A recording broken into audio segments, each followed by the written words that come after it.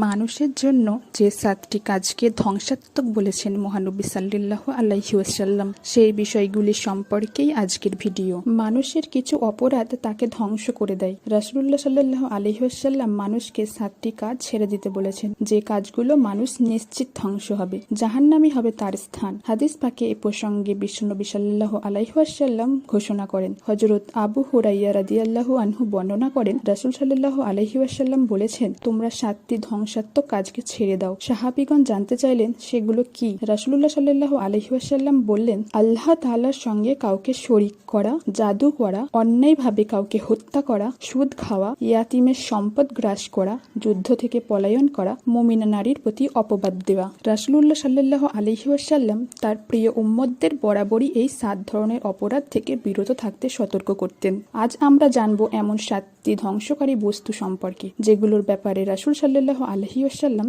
সাহাবায়ে কেরামকে সতর্ক করেছিলেন। হাদিসে ঘোষিত এ বিষয়গুলো কোরআনুল কারীমের একাধিক স্থানে আল্লাহ তাআলা সুস্পষ্টভাবে ঘোষণা করেছেন। সেগুলি হলো: 1 নম্বর, আল্লাহর সঙ্গে শরীক করা। ইসলামের প্রথম এবং প্রধান শিক্ষা হলো তাওহীদ তথা আল্লাহর একাত্মবাদের সাক্ষ্য দেয়া। এ মর্মে সাক্ষ্য দেয়া যে আল্লাহ ছাড়া কোনো উপাস্য নাই।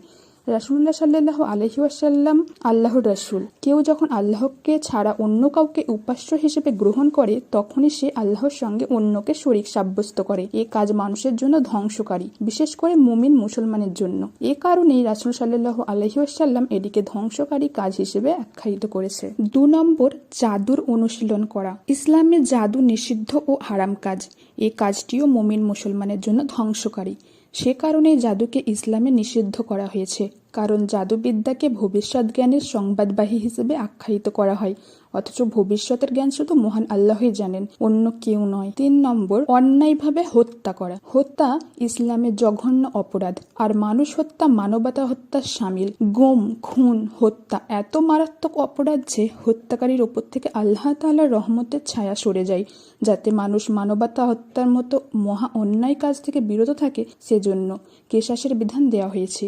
আল্লাহ তাআলা বলেন, স্বাধীন ব্যক্তি হত্যার বদলায় স্বাধীন ব্যক্তিকে হত্যা করো, দাসের বদলায় দাস, নারীর বদলায় নারীকে হত্যা করা। হাদিসে এসেছে, কিয়ামতের দিন মানুষের মাঝে সর্বপ্রথমে যে বিষয়ে ফয়সালা হবে তা হলো রক্তপাত বা হত্যা। 4 নম্বর, সুদ খাওয়া। ইসলামে সুদ কার্যক্রম হারাম তথা কবিরা গুনাহ। সুদের সঙ্গে জড়িতরা ধ্বংসকারী পাপের সঙ্গে জড়িত। সুদ ধনীকে আরো ধনী করে দেয় আর গরিবকে আরো নিঃস্ব করে দেয়, তাই ইসলাম সুদকে হারাম করেছেন। 5 নম্বর, ইয়াতীমের সম্পদ দখল করা। সমাজের সবচেয়ে অসহায় হলো ইয়াতীম।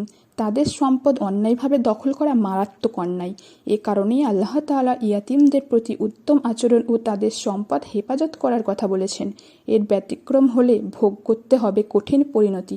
আল্লাহ তাআলা বলেন, যারা ইয়াতীমদের অর্থ সম্পদ অন্যায়ভাবে দখল করে খায়, তারা নিজেদের পেটে আগুনই ভর্তি করেছে এবং অতি দ্রুত তারা জাহান্নামে প্রবেশ করবে। সূরা নিসা আয়াত 10।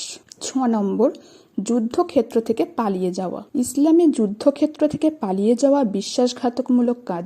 ইসলামে বিশ্বাসঘাতকতা হারাম বা কবিরা গুনাহ। কুরআনুল কারীমে এই কাজের শাস্তি জাহান্নাম হিসেবে আখ্যায়িত করা হয়েছে। আল্লাহ তাআলা বলেন, হে ঈমানদারগণ, তোমরা যখন কাফেরদের সাথে মুখোমুখি হবে তখন পলায়ন করবে না। নিজ সৈন্যদের কাছে আশ্রয় নিতে আসে সে ব্যতীত অন্যরা আল্লাহর গজব থেকে নিয়ে প্রত্যাবর্তন করবে, আর তার ঠিকানা হলো জাহান্নাম।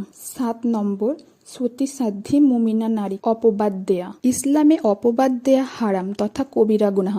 কোনো নেককার সতীসাধ্যী নারীর প্রতি অন্যায়ভাবে মিথ্যা অপবাদ দেওয়ার শাস্তি মারাত্মক। এটি মুমিন মুসলমানের জন্য ধ্বংসকারী কাজের একটি। কেননা কোনো নারীর প্রতি অপবাদ তার সংসার ও সামাজিক সুনাম, আত্মীয়তা সব সম্পর্ককে নষ্ট করে দেয়।